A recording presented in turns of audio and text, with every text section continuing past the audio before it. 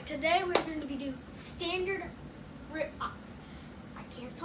standard issue rifles. Right here, first and the two oldest on our list is a replica M1 carbine. See, it cocks back right there. This is an airsoft version, so it's way harder than it would be in real life. But you cock it back, it would chamber your round. It has a magazine right here. This was used all the way through World War II. It's got, I don't know, pretty good iron sights. The kind of camera I have prevents me from showing y'all. But I don't know why, I just attempted to. But the iron sights are real nice. It was used all the way to the Vietnam era. And then the next one we have, excuse me, sorry, give me a minute. It almost fell. It's a German grease gun. Now, the replica I have, I used it for Halloween, and well, it got knocked off during, sorry, my M1 carbine's about to fall. Give me a minute. Alright, so it fell off during Halloween when we were on a parade truck. So it's made to transform into a grease gun. But it would have screwed on here, shot out and turned into an MP40. But so you see the folding stock a lot. So right here is the folding stock. It folds down. You take this thing and you bend it and clamp it. Boom. But then it is a very nice reload system because all you have to do is reach in behind you, grab you a new mag, and go.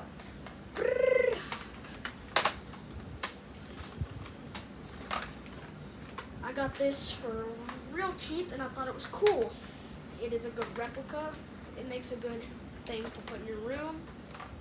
It also is very iconic. You see this a lot in World War II movies, 50s movies. So let me set it down there. Alright, next up. Alright, get ready for the most American gun you can get. The M16 Vietnam. Hold on, I got something hanging by the M16 Vietnam replica. Now, this one does have the 30-round magazine developed later during the Vietnam era. But this was used through the Cold War all the way up to the mid-80s. And then around the 90s, also mid-80s, they started developing the M16A1 with the non-triangular hand grip.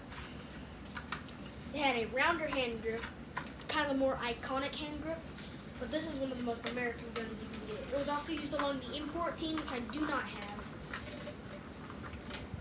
So next, we get to one of the also most American guns you can get, a replica of a Colt 45. Yeah, 1911. This is actually an old BB gun, but from the 80s, I think.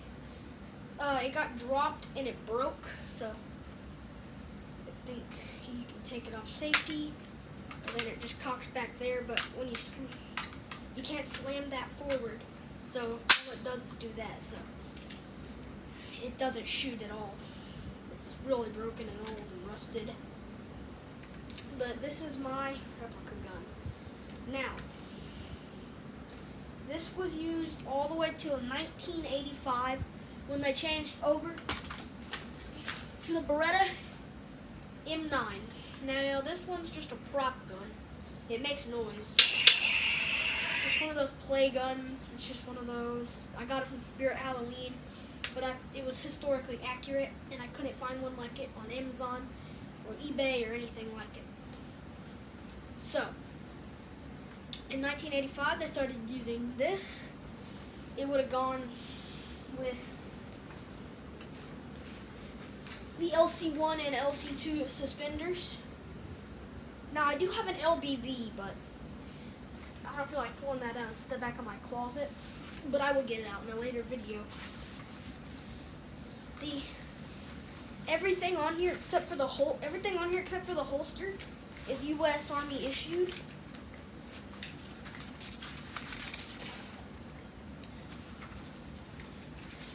See the canteen here? It has the. Yo, give me a minute. This is rusted over. See, it's the plastic canteen. I don't know if you can see it, but here, look, I'll read it to you. For water only, do not apply canteen to open flame or burner plates. It'll melt.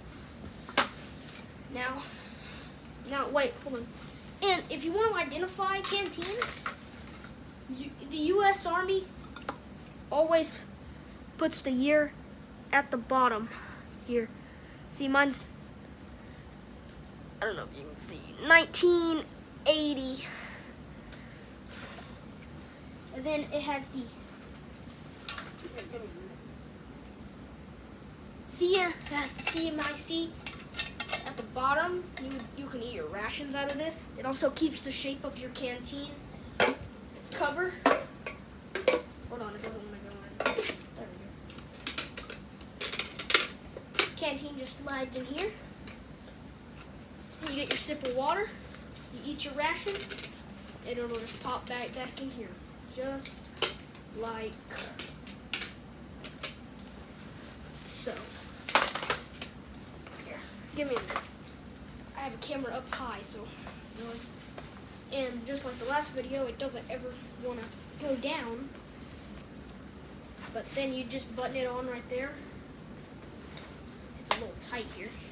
That's why it was so hard to get on.